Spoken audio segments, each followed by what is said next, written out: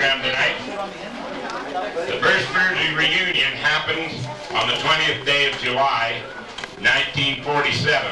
On the Montana-Alberta border, we were in no man's land. Well, there's Kevin. The party that day consisted of Jean and Edna, Bertie, Ray and Marie, and Dean. And there was also Vern and Irene. They'd been married for 1 year. They was married in 46 on the 26th of June, I believe is the right number. Oh, 29th? Okay. 29th? Okay, 26th is Melvin and Nora of the next year. 27. But anyway, there was Lloyd and Grace and Shirley. Besides Vern and Irene and Mom and Dad. And there was also Pearl and Jack and Diane and Wayne. That was the group that was there that day, and Lloyd, of course, was there with one daughter. So that was the first one. So tonight, being the 19th of July, this is 56 years of the Berezay reunion.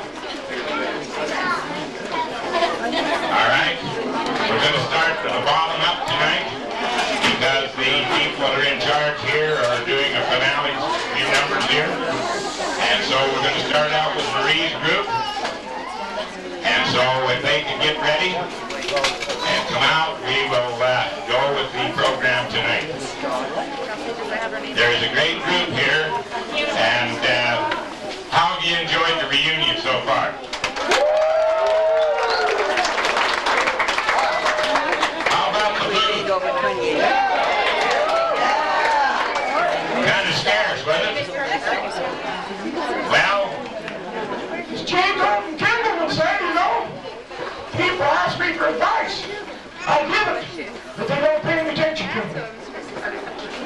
Well, he says, I used to like to go across to ZZ and Line, and ZZ and Line get them good egg salad sandwiches. Well, he says, it was a winter day, and kind of blustery. Started across the street, there was quite a large lady coming towards me. She had a bunch of packages, and guess she lost her way. She bumped into me, down we went. Jay over the kibble on the bottom, the large lady on the top. We slipped steadily south, we kicked the curb of the boat. She looked down, she said, Mr. Kimball, President Kimball, I'm sorry. Well, he says, that's all right, sister. You'll have to get off now. This is as far as I go.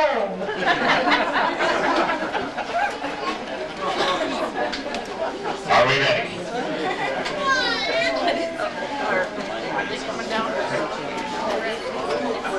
You see, I was the sixth boy.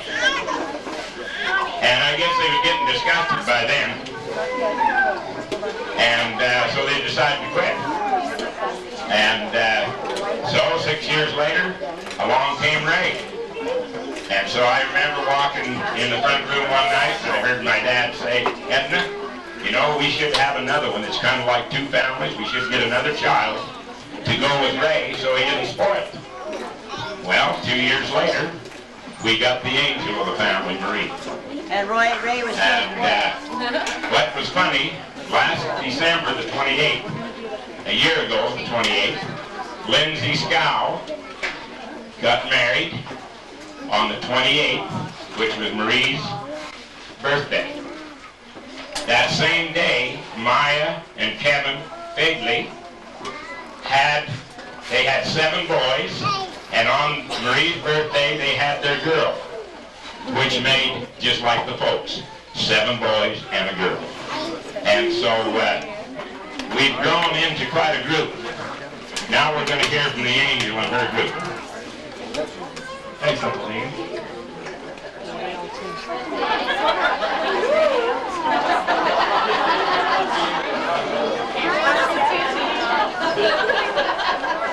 You didn't say which one. Yeah. I look like an angel, don't I?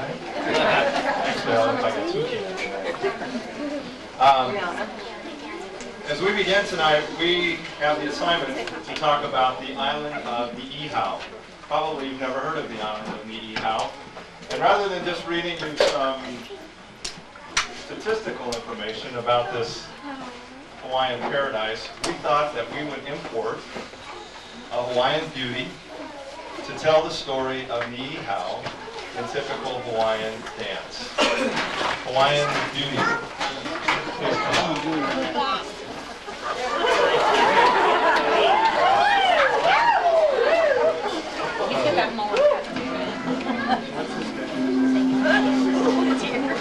Niihau, land of Hawaiiana. Niihau is home to approximately 250 native Hawaiians. Niihau is the smallest of the populated Hawaiian islands. It is also privately owned. It was offered for sale by King Kamehameha IV in 1863, and the island was purchased by Elizabeth Sinclair for $10,000. Sinclair reportedly chose to buy the island over other choice pieces of real estate, such as Waikiki, Pearl Harbor, and the island of Lanai. Obviously, the Haven was not for sale, and they didn't want that much. Mrs. Sinclair and her adult offspring turned the entire island, you're going to love this, into a cattle and sheep ranch before moving back to Kauai. You're getting the story here. Today, Kauai descendants of Helen Sinclair Robinson hold title to the land, with the U.S. Navy also maintaining a presence there for weapons testing. Until recently, the island was off limits to outsiders, but is now open to helicopter tours on an extremely limited basis. The 3-hour tours. A 3-hour tour. Just sit right back and have a tale of a fateful trip that started from the tropic port aboard a tiny ship. The mate was a mighty sailing man, the skipper brave and sure. 5 passengers that sail that day for a 3-hour tour. A 3-hour tour. 3-hour tour. That's not how long that song was.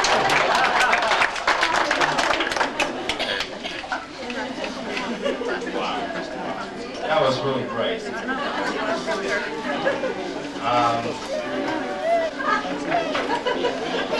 Hang in there, beautiful island babe. We're almost done. As such, the island has remained virtually immune to the influences of the outside world. The Hawaiian language is spoken almost exclusively here, and residents have no electricity, no cars, roads, hotels, restaurants, or Nintendos. Each family tends its own garden to supplement the beef and mutton that are still raised on the ranch. Meanwhile, the pristine beaches of Niihau yield one of the most prized possessions on the island, the extremely rare Niihau shell. Islanders fashion this into a lei worth hundreds, even thousands of dollars. Really? The island's official color is white, and Niihau's official flower is the poo-poo shell.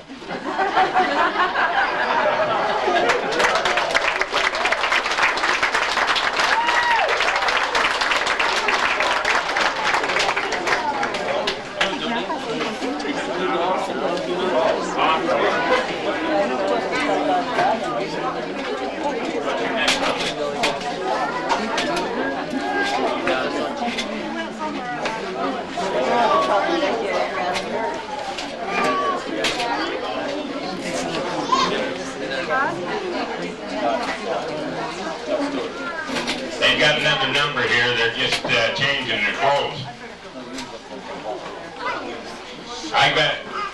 I'm kind of dressed a little different than I usually am.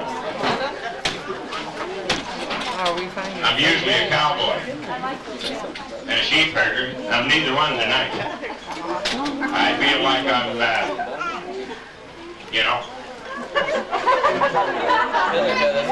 like I told the guy in town the other day, I had some raggy pants on. He kind of looked at them and I said, oh, that's all right. I got better clothes than these to go home tomorrow.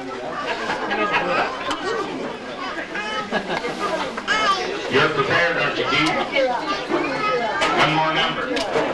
You ready?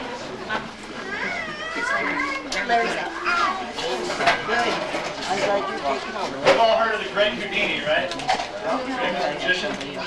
Well, this isn't it. This is the Great Iazzini, and he is the assistant apprentice to the apprentice to Professor Higgins, the great famous magician.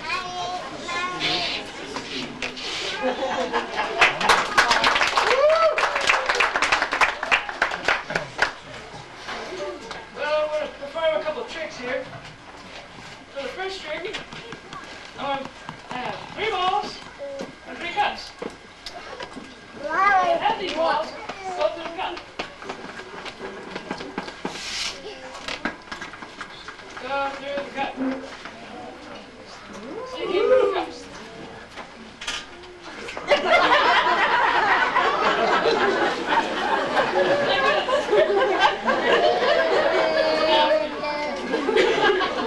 That's a bad cup.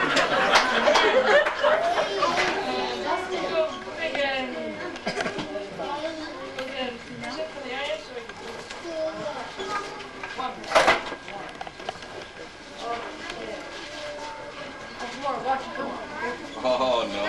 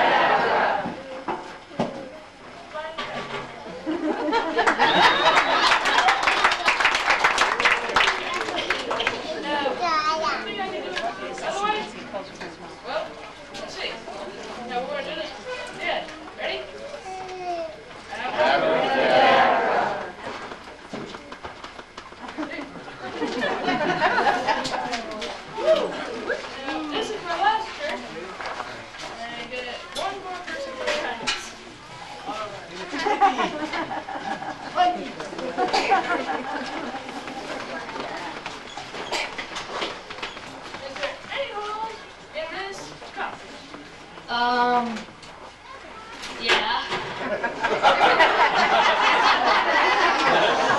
No. Put this darn in the cup and make it clear. Let's do it.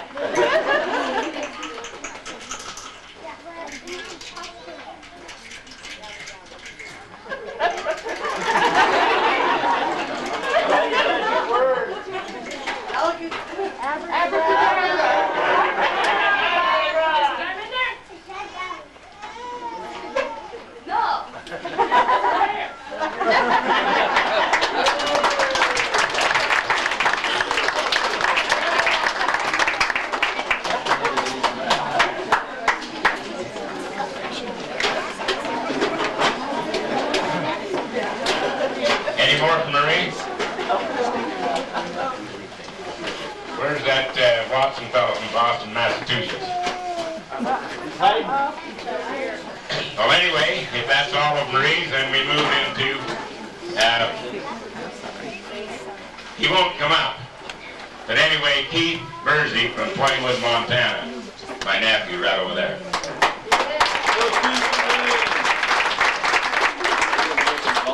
We appreciate him coming and representing his dad, our brother Ray. And he decided yesterday morning, I think he told me, that he was coming, so he just dropped everything else. And he came and brought his daughter with him. So thank you, Keith, for coming and being with this great family. And I have witnesses here. Next year, you will be performing on this stage. And we're going to build one that's about this high, so we don't miss any of the little people. So anyway, Jenny Lynn. Mom, do you want us to go first? Yeah, How do you want to do it? yeah, go on. I know. Are we going to do anything? Okay, tell it. Come on, get up there. Well, I have to tell you another thing about Keith. Keith has run the golf course over in Plentywood for a few years. And it's just kind of like at home, you know. I had to kill a cat to feed the dog before we left. And Keith sold one of his best clubs to be here today. Now, you talk about sacrifice.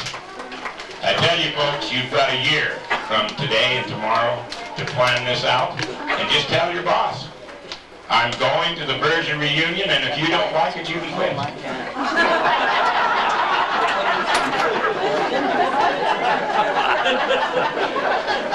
I always had the attitude in my 75 years that I was hunting for a job when I found that.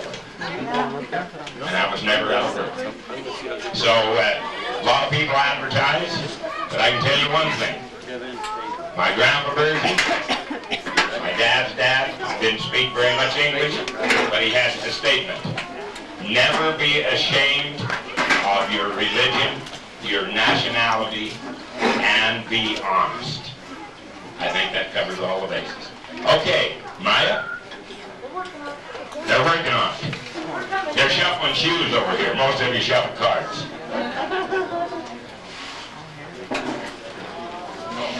We're really low-key this year. I know we've done major things in the past, but my real talent this year was getting all 13 of us here.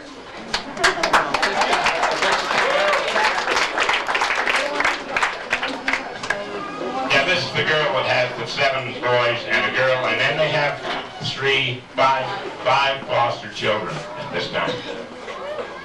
We have a little song that we learned at girls' camp. Well, I learned at girls' camp, and I came home and taught them. Well, I can talk real loud. Okay, so they're gonna sing it for you, and I'm gonna just tell them in the background. You guys ready? Ready? Black socks, they never get dirty. The more that you wear them, the blacker they get. Sometimes I think of the laundry, but something inside me says, don't wash them yet. Not yet, not yet. Okay, louder this time. Ready?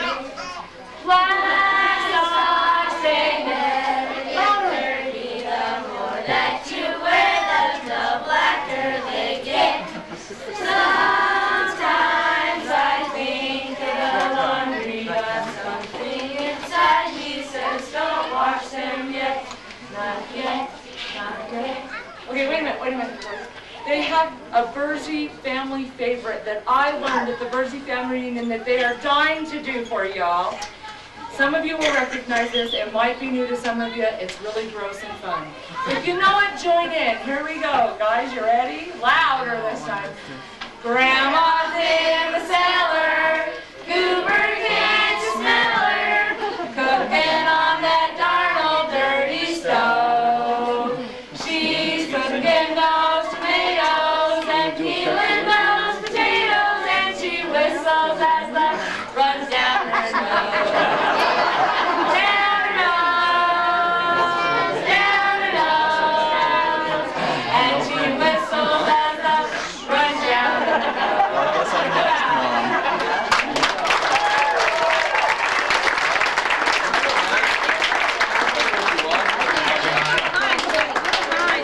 Some people have a handful. She has a household. But what is more important? Now, we need to have the next one on Dean and Eno's program. This guy's way better looking than me. And he went to Scotland on mission. And when he come back, I told him, I said, when you come over from that, I said, you won't even be able to do anything but talk through your teeth. Because them Scotsmen don't even waste air. But anyway, an Englishman and a Scotsman walking along the street, and they found a 50-pound note. And the Scotsman says, I seen it first. And the English said, oh, no, you didn't. He said, I saw it first. Oh, no, you didn't. The Scotsman says, we will settle this in a gentlemanly manner. He said, we'll put it in our teeth, and the first one that lets go, the other one's got. So they get nose to nose. And the Scotsman says, are you ready? And the English says, yeah.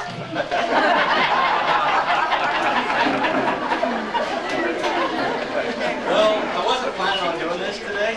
I did this last year. I told a few people that I get pressured into it. So if you have any complaints when I'm done, I haven't practiced this song, you can give them back to Uncle Kelly. I'll take it right here, buddy. They'll take it down. Put those talents out, man. I sang the song last year. It's by Colin Ray. No, it's not. Is it by? Yeah, Colin Ray. Love Me. Sorry. It's a love song. It's one of my mom's favorites and my grandma's favorite. As we all know, there's been some events that have transpired this year with my mother that the song might hit a little close to home. So I'll go ahead and sing that. Hopefully make it. I read a note my grandma wrote back in 1923. Grandpa kept it in his coat. He showed it once to me. He said, boy, you might not understand, but a long, long time ago, your grandma's daddy didn't like me none, but I loved your grandma so. We had this crazy plan to meet and run away together, get married in the first town we came to and live forever. But nailed to the tree where we were supposed to meet instead, I found this letter, and this is what it said. If you get there before I do, don't give up on me. I'll meet you when my chores are through. I don't know how long I'll be, but I'm not gonna let you down. Darling, wait and see, 'cause between now and then, until I see you again, I'll be loving you. Love me. I read these words just hours before my grandma passed away, in the doorway of the church where me and Grandpa stopped to pray. I'd never ever seen him cry in all my 50 years. But as he read these words to her, his eyes filled up with tears. If you get there before I do, don't give up on me. I'll meet you when my chores are through. I don't know how long I'll be, but I'm not gonna let you down. Darling, wait and see, 'cause between now and then, until I see you again, I'll be loving you. Love me.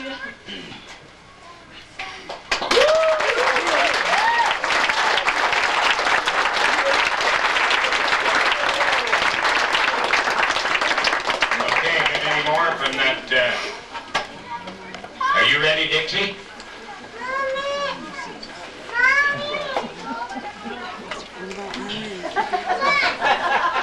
Have you got your guitar back there? Are they ready? No, they're waiting for you. Wait for you, Dix. Let's go. All your life. Don't be bashful, because I am. Come on up here on the stage. It's just people. They all like you. Okay.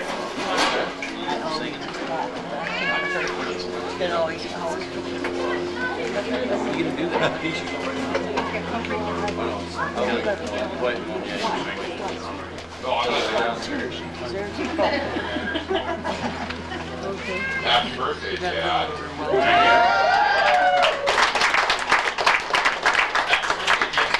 Hey, you know, hey, I love you all. It's awesome to be here.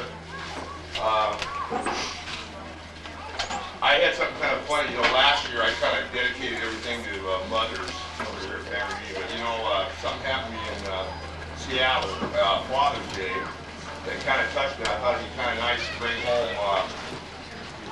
the reunion this year. And I thought it'd be a good year to dedicate to our fathers. And I just want to tell my dad that I love him with all my heart. I'm so thankful for all of these people in my life. I'm thankful for my loved ones, those that are with us and those that are gone, that have been a wonderful inspiration to me all my 52 years rolling around this earth. I want to say to my brothers and sisters, all of you here, how blessed we are to have the parents that we have. How blessed we are to be members of this family. And all this stems from a radio station that I actually was listening to in Seattle. And they had call-ins from different individuals on Father's Day. And who talked about their fathers and what they meant to them. And you know what really struck home with me is that I felt right then that I was impressed by the Spirit that I should call and say something about my dad. Because I remember as a kid growing up here in Montana all my life, which will always be my home, that my dad, you know, we grew up on a ranch, and there's 11 of us kids, there's 10 of us still rolling around. But you know, the work was never done. So we'll play when the work's done. Well, the work wasn't done. When we came to family reunion, that was a blessing for us because that was one of the few times in the summer that we got to go swimming, unless we actually went to one of the hospitals or something. You know, I had a lot of friends. I was blessed to have a lot of friends in the school that I played sports with and all those things. And wonderful brothers and sisters in my home, in my family. But you know, I had friends, a lot of my friends used to tell me, they'd come to my house, man, we're going to get to play around. We got company over here. Well, no, we didn't play around because my friends loved my father so much that they trailed him, and we used to have to run to keep up with him as he walked. And you know, I had a lot of my friends that I grew up tell me, you know, I wish your dad was my dad. Well, you know, I told many of them, I said, well, I want to apologize to him, but sorry, he's my dad. And I love him with all my heart. I want you to know that. From all of us kids, and to all my uncles, those who are here and those who are gone, and to the wonderful progeny they've left, from our dear sweet grandfather to these wonderful, and grandmother to these wonderful young men that they raised, and beautiful daughter. We've got the greatest dad in the world. She's the only girl, but if they were all like her, man, would this world be special. And it's my humble thought tonight that we might all remember one another and how really blessed that we are to have the parents that we have. And I thank you all for being here. I love you. Thank you. Dad, I love you.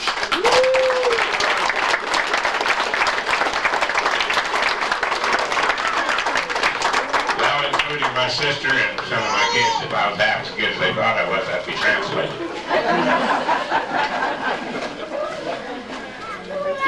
We still have Goliaths in our lives.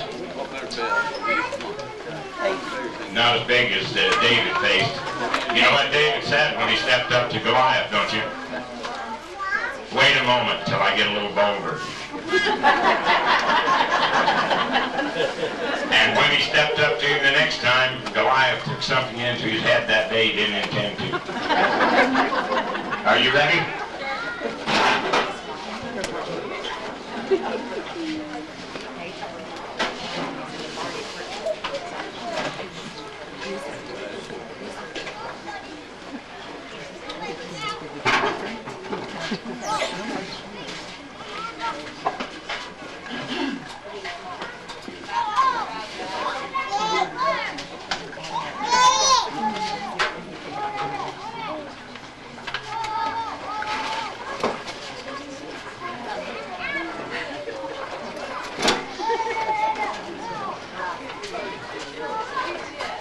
Okay.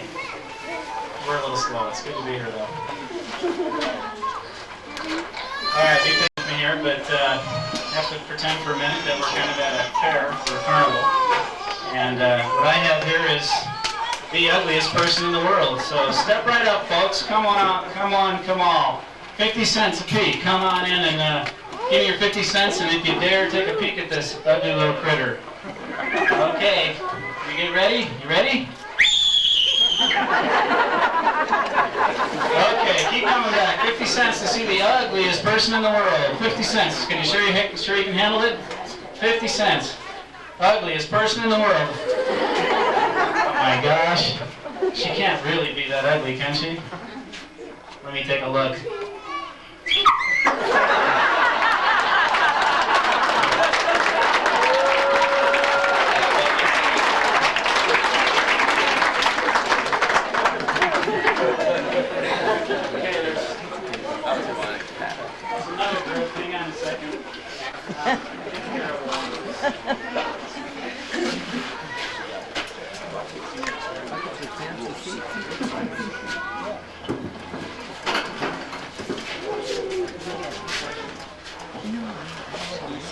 Alright. Okay, now what we're going to do is, this is a doctor's office. I'm the receptionist, and so that's really all there is to it. Here you go. Alright, welcome to Dr. Cooper's house. He'll be with you in a minute.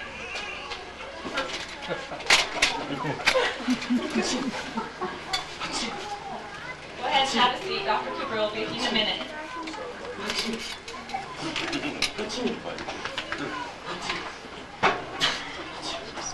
Oh, you're cured.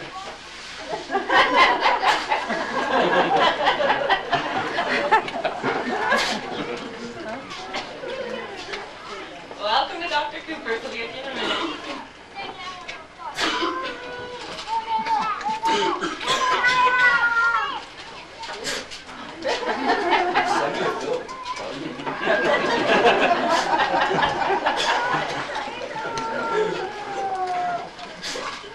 Have a seat. Dr. Cooper will be with you in a minute.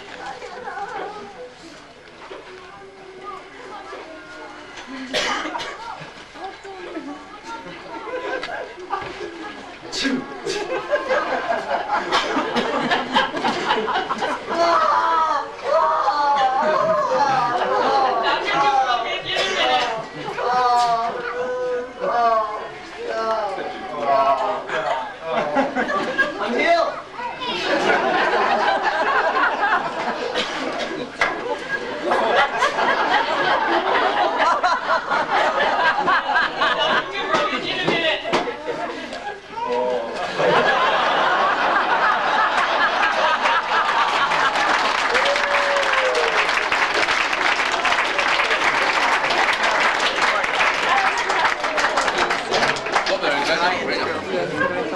Got any more? Oh yeah, you're gonna tell about it already. Give me your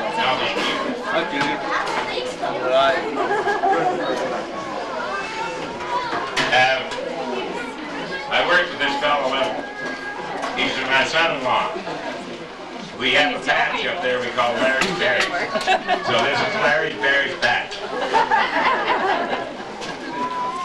Anyways, I've been doing a whole bunch of research, and they give me the assignment to find out where Wahoo got its name. And so I've been doing some checking, and it goes back quite a few generations. There was a bunch of French explorers set sail from the Guernsey Islands, and there was a whole bunch of sailors on that ship. They had the last name of Berezay.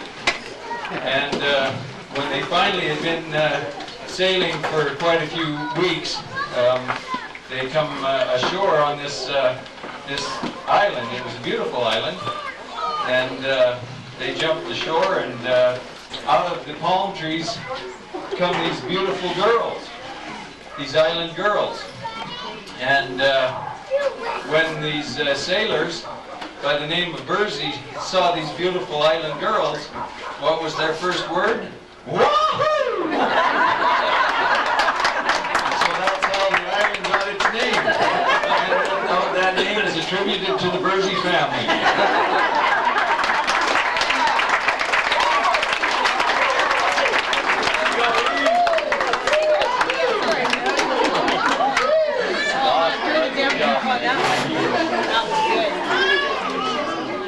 that? Anything else?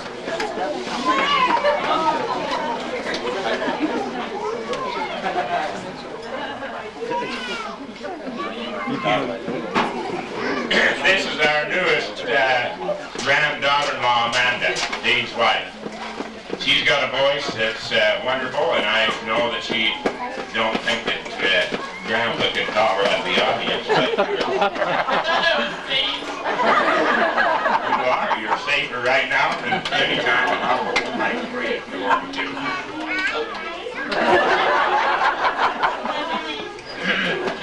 You know, you sing well. Just pick out a song and you sing. You see, I just sing it too, so people know the song worse than death. So.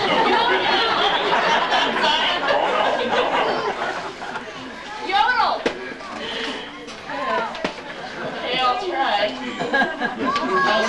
Yodel!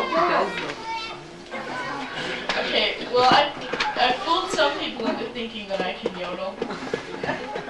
So those of you who really know what yodeling sounds like, I just apologize. But I'll try. Sometimes it works and sometimes it doesn't. I don't really know the whole song, but I know one song with yodeling in it. I don't know the whole song, but supposedly it's the story of how yodels began. So, the story that was told to me was handed down through history of a singing cowboy brave enough to try to ride the meanest old coyotes that bucked him off right at the chutes and left him spinning way up in the sky. The bronco jumped up and the cowboy came down. They met at the old saddle horn. It made a deep impression, you could say changed his life, and that's how the yodel was born.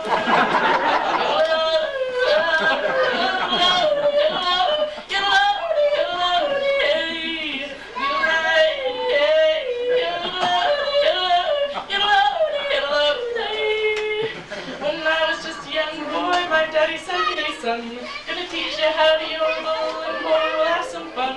We live up in the mountains, all the echoes live up there. We go out in the open air and sing without a care.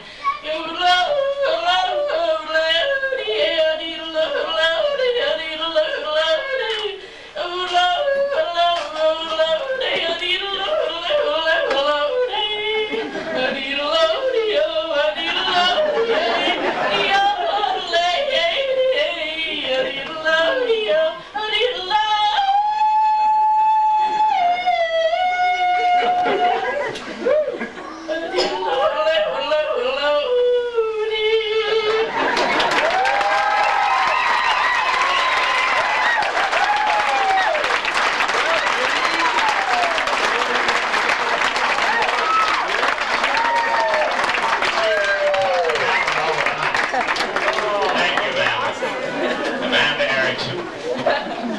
So that's two. Then we got any more from that Dean Berezay group before we go to now? You could see Strawberry Road or something after that. Will Carter. We were all laying around just spinning some yarns when up rides a stranger and stopped at the barn. His shafts were gold spotted on the leg at the right, was a name in gold letters said Harry H9. He looked like a kid that had just left his home, and I said, say young fellow, how long have you roamed? He bet his old pony and he listened to sense, took a seat in the shade on that rickety bench, and up steps the boss, whose bronco is that? It's a kid's over there, boss, in the 10-gallon hat. The boss looks him over, but he wanting a job, and he said that he did, so just listen here, lad. In the morning we're rounding up a bunch of Mustangs, and I think I can use you if you're a good man. Next morning we started up the old prairie trail, round up those horses back to the corral. Finally we sights and starts hazing them back, and the kiddies are missing in the 10-gallon hat. Soon we sees coming on a horse like the foam, and ahead comes the snorting those strawberry roan. Here's one you missed and he sure made me ride.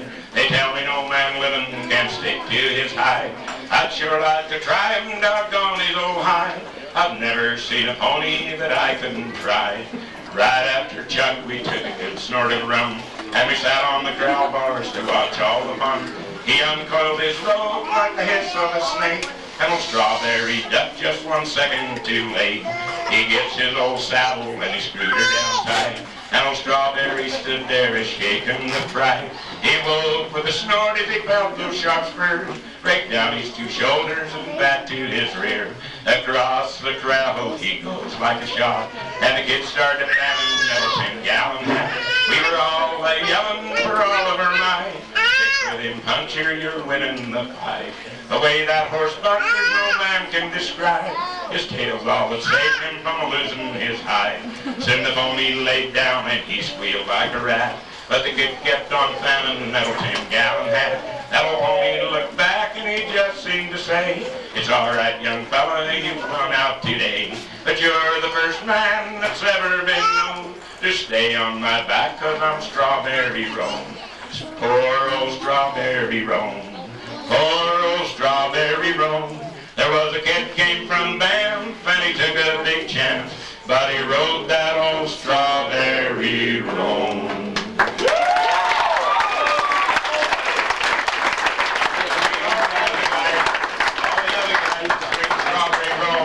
They always get thrown, but I always like a hero, so that's the way I say it. Any more from the Berezay family? Yeah, well, that's what we are. Must be time to move on. Now I know there's a lot from the Berezay family. Dean's group.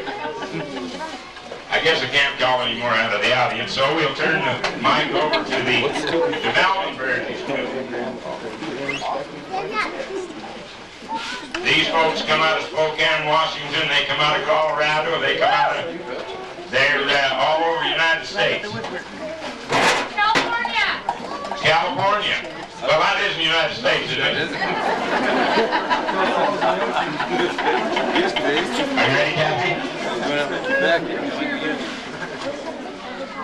And I want to tell you folks, if you're afraid of a microphone, don't put it up in front of your face. You can just put it on your neck and do the same thing. A lot of people don't know how to use a mic. Well, just put it right there. Comes out, you know, either side will work. Joe's crab.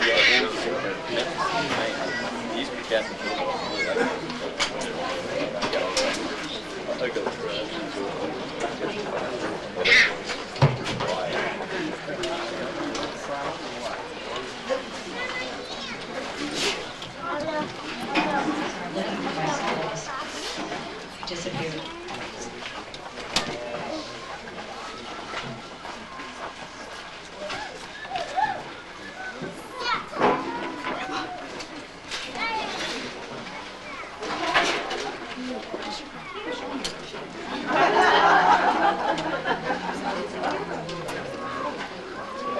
Okay, well, our island is the island of Molokai, or something like that. And many of you don't know that is the island where the hula originated. And we found out that there was a few people that went in at the very beginning of the hula dance, and they slipped into a nightclub, and this is what they found.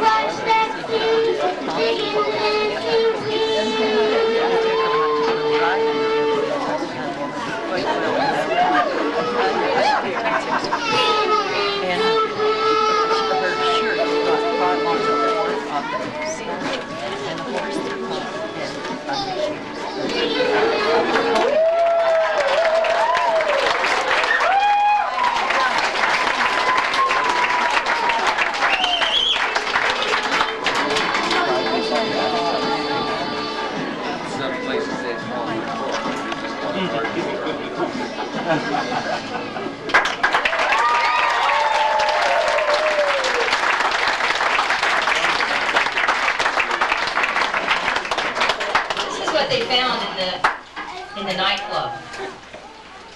But we all know that that's not the way the hula looked. Where's the rest of my group? You got to go jigging.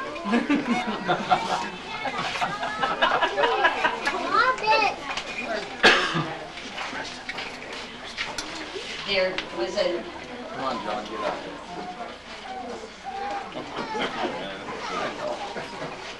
There we go. On the island of Molokai was born the hula, and this is our story.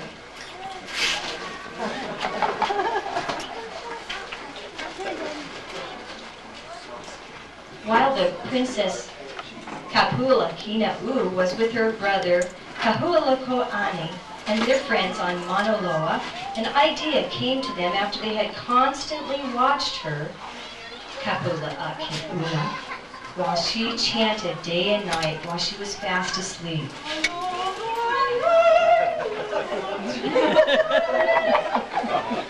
Her friend asked her to teach her and her family how to do likewise.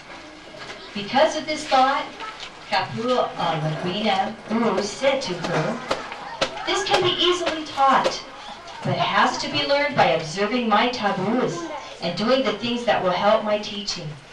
There are many taboos pertaining to this art, and one can only learn by strict adherence until he has learned. If the desire is great, it will not take long to graduate." The natives all agreed unhesitatingly to Kapula Kina'u's explanation.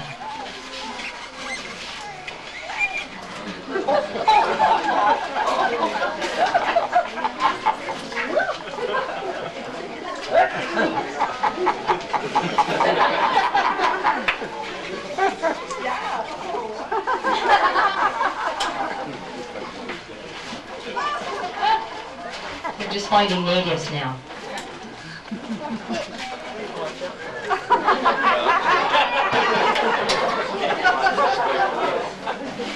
Mama, you ugly.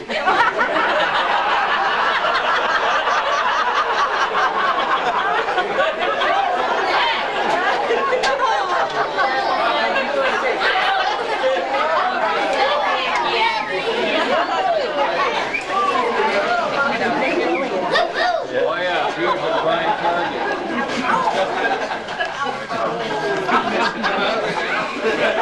Okay, now you must follow my instructions and stick to very adherence.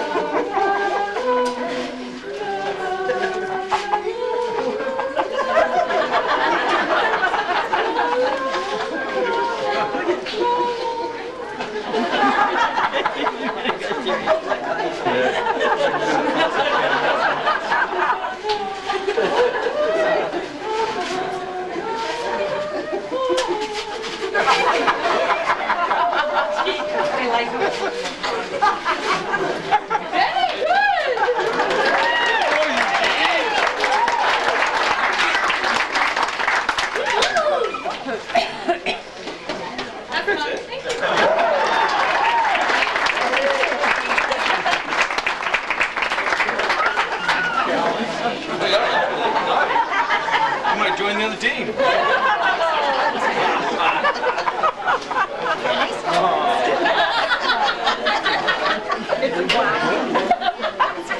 I want one of those pictures. Probably want to keep them. I'm gonna load up. We need some cereal balls. Hey, you want to see Aunt Kelly? I don't know, Ethan. I think your headband's too tight. We need breaks, girls. Here we are.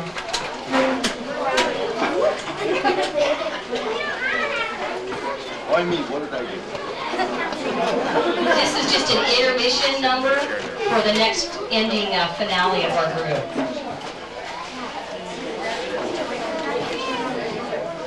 This may not work, so bear with the chair. There you go. Put her on the chair. There you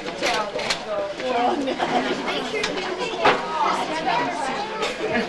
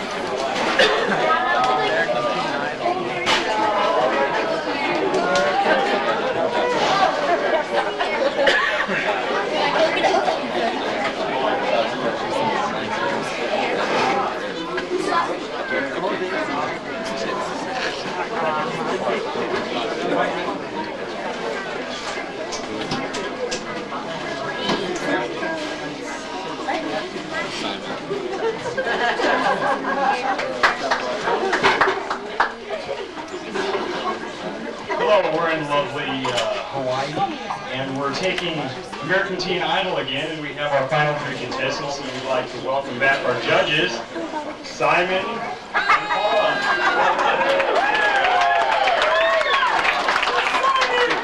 Our final three contestants are Shannon, Sherry, and Chris, and here's our first one.